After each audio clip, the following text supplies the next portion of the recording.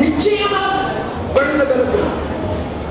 ஒருத்தர் வந்து கேட்ட எத்தனை நேரம் படிக்கணும், குழந்தை பிறக்கிற வரைக்கும் படிக்கணும்.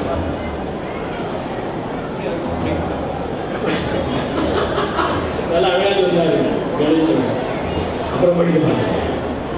இப்படி நடந்தது.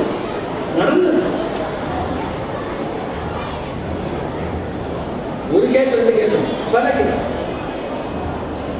நானே சொன்னேன், அதாவது எனக்கு நேரடி அனுபவம் உண்டு என்பதற்காக சொல்கிறேன்.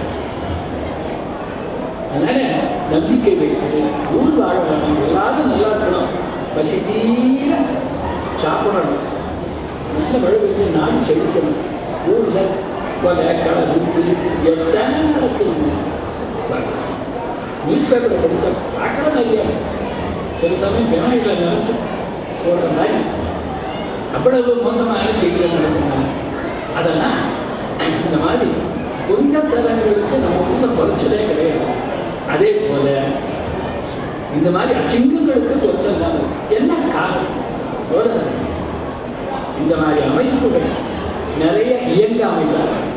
ஊருக்கு இந்த மாதிரி பகுதிகள் இயக்கங்கள் நடந்து எல்லாரும் நல்ல சிந்தனைகளை மேற்கொள்ளுமாறு செய்ய வேண்டும். அதுக்கெல்லாம் உங்களுடைய ஒத்துழைப்பு வேண்டும் என்று சொல்லி எப்பேற்பட்ட தெரியவர்கள்லாம் வந்திருக்கிறார்கள். அவர்களுடைய பேச்சை நானும் கேட்க வேண்டும் என்று விரும்புகிறேன். உங்கள் எல்லோரும் என்னுடைய வாழ்த்துக்களை தெரிவித்துக் கொண்டு விடைபெறுகிறேன். அமர்ந்திருக்கின்ற பேராசிரியர் வைத்திலிங்கம் அவர்களுக்கு நன்றி. அடுத்ததாக ஆனந்த மெகா தொடர் எழுத்தாளர் திரு ராமதாஸ் அவர்களை அன்போடு அழைக்கிறோம். கருத்துக்களை சொல்வது.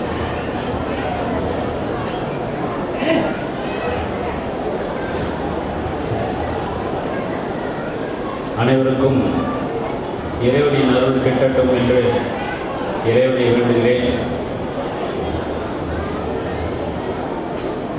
இந்த மாபெரும் சபையிலே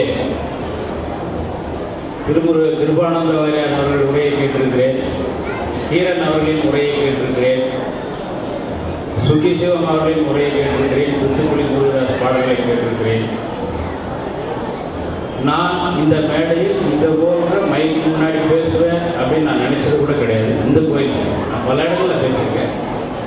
அதுக்கு இறைவன் அருள் தான் காரணம்ன்றது என்னுடையது. அதுக்கு நன்றி சொல்றதுக்காக தான் நான் வந்தேன். நான் பேசுறதுக்கோ உங்களுக்கு தெரியாத கருத்து எதையுமே நான் சொல்லிட போகிறேன். இருந்தாலும் இறைவன் அருள் இருக்க வேண்டும், இறைவனை நாம் வணங்க வேண்டும். நம்ம குழந்தை, நம்ம பொண்டாட்டி, நம்ம வீடு இதெல்லாம் வேண்டுறது வந்து சராசரியான ஒரு மனிதன் செய்யக்கூடிய ஒரு காரியம் செய்யணும். ஏன்னா நம்மளை நம்பி ஒருத்தி வந்திருக்கா, நம்மளை நம்பி 2 குழந்தைங்க இருக்குது, அதெல்லாம் வந்து நல்லபடியாக வாழ வைக்கணுங்கிறது நம்மளுடைய கடமை. மயிலை கற்பகாம்பாள் கபாலீஸ்வரர் ஆலயத்தில் நீங்கள் அர்ச்சனை செய்தோ அபிஷேகம் செய்தோ ஆண்டவனை வேண்டும் பொழுது உங்கள் குடும்பத்தை நினையுங்கள். இறுதியாக இந்த நாட்டை நினையுங்கள். நாடு நன்றாக இருக்க வேண்டும். நாடு அமைதியாக இருந்தால்தான் நாம் இந்த கோயிலில் இருந்து 12G பிடிச்சி ஊருக்கு போக முடியும், 12B பிடிச்சி வடபழனி போக முடியும். அதனால நம்ம குடும்பத்தை நினைச்சு அடுத்த நிமிஷம் ஒரே ஒரு செகண்ட் எல்லாரும் நல்லா இருக்கும் கடவுளே அப்படின்னு வேண்டிக்கிட்டீங்கன்னா அதுவே பெரிய யாகம் பண்ண மாதிரின்றது என்னுடைய தனிப்பட்ட கருத்து. சுயநலமாகவே இருந்துகிட்டு இருக்கிற இந்த காலத்தில் இந்த மழை வேண்டிய மாதிரி ஆளுங்களை பார்த்தா பைத்தியக்காரத்தனமாக தெரியுது. ஒரு தனி மனிதனாக போராடி பெரிய யாகம் பண்ணுறது, இது போன்ற ஒரு கூட்டங்கள் நடத்துறது, அவரை பாராட்டுறதுக்காக மட்டும்தான் நான் வந்தேன். இந்த வயசுல போய் ஏதாவது சில்லறை சம்பாதிச்சோமா, எடுத்து வச்சோமா, ஃபிக்ஸட் டெபாசிட் போட்டோமான்னு இல்லாமல் இந்த கடவுளுக்காக வேண்டது, மக்களுக்காக வேண்டது, மற்றவங்க கேட்குறானோ கேட்கல நீ மட்டும் பேசுங்கன்னு சொல்கிறது, இதெல்லாம் ரொம்ப பெரிய விஷயம். ஒருவேளை இதெல்லாம் இந்த அவதார புருஷனில் ஒரு ஆளாக இருப்பாரோன்னு எனக்கு ஒரு சின்ன எண்ணம் உண்டு. ஏன்னா அப்பெல்லாம் சொல்லுவாங்க, அந்த ஒரு நாயனார், இந்த நாயனார், திருத்தொண்ட புராணம் பண்ணுவார், இப்படிலாம் நிறைய பேர் சொல்லிட்டு இருப்பாங்க. அதுபோல் ஒரு மனிதரோன்னு தான் என்னுடைய தனிப்பட்ட கருத்து. நான் இந்த ஆலயத்துக்கு வந்தது, இந்த மேடைக்கு பேசுறதுக்கு இன்னொரு சின்ன ஃப்ளாஷ்பேக் இருக்குது, ஒரே நிமிஷத்தில் சொல்லிடுறேன். 1979 பங்குனி உத்திரம் நடக்கிற அந்த கொடியேற்ற விழா அன்னைக்கு தான் நான் சென்னைக்கு வந்தேன். சென்னைக்கு வந்து நான் இறங்கின முதல் இடம் 5B பஸ் ஸ்டாண்டில் மயிலாப்பூரில் தான் இறங்கி இப்படி திரும்பி பார்த்தேன். இந்த கோபுர தரிசனத்தை பார்த்து கையெழுத்து கும்பிட்டேன்ப்பா, சொந்த ஊரை விட்டுட்டு என்னை வந்து சென்னைக்கு வர வச்சு பிழைக்க வச்சுக்கே, இது நியாயம் தானா?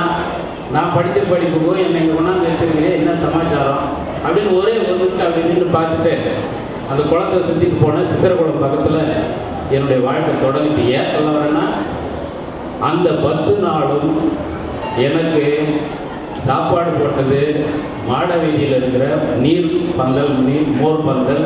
10 நாளும் நான் அங்கே தான் சாப்பிட்டேன். ஏன்னா கையில் சாப்பிட காசு கிடையாது.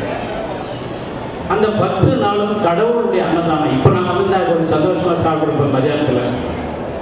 ஆனால் இறைவன் எனக்கு அன்னைக்கு மோரை மட்டும் கொடுத்து இன்னைக்கு எனக்கு ஒரு வீடு, மனைவி, குழந்தைகள்லாம் இருக்கிறது காரணமே அந்த கடவுளை நான் நம்பினதான். நீங்கள் தாராளமாக நம்பலாம், இதை பற்றி எந்த விதமான சந்தேகமும் தேவையில்லை. நானே உதாரணம் இதை சொல்கிறதுக்கு தான் வந்தேன். கடவுள் இருக்கிறானா இல்லையா இருந்தால் நமக்கு வந்து அந்த 1 கோடி ரூபா வரலையே, அதனால இல்லை போல இல்லை அப்படின்னா நினைக்காதீங்க. கடவுள் இருக்கிறான், கடவுள் இருக்கிறான், கடவுள் இருக்கிறான். நம் செய்கைகளை அவன் பார்த்து கொண்டும் இருக்கிறான். நல்லதை செய், உனக்கு அருள் புரிவான். தீயதை செய், உனக்கு தண்டிப்பான், செல்லமாக தண்டிப்பான். ஒரு லிமிட் தாண்டும் போது அவனும் சம்ஹாரம் பண்ண ஆரம்பிச்சிருவான்.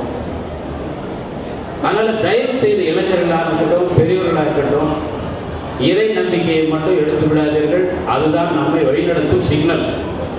அந்த சிக்னல் இல்லைன்னா டிராஃபிக்கில் ஒரே ட்ரபிள் ஆகிடும். ரெட்டு வந்து நிறுத்தலைன்னா எதிரில் வந்து மோதிக்க வேண்டியதுதான். அப்படி ஆண்டவனை மனதார வேண்டுங்கள், வேண்டுங்கள், வேண்டுங்கள். இந்த மழை வேண்டி போன்ற மனிதர்களுடைய செயல்களுக்கு நீங்கள் அனைவருமே வாழ்த்தும் உதவியும் செய்ய வேண்டும் என்று வேண்டி விரும்பி கேட்டு என்னுடைய உரையும் இவ்வளவு பொறுமையாக கேட்டதற்கு நன்றி கூறி விடைபெறுகிறேன். வணக்கம்.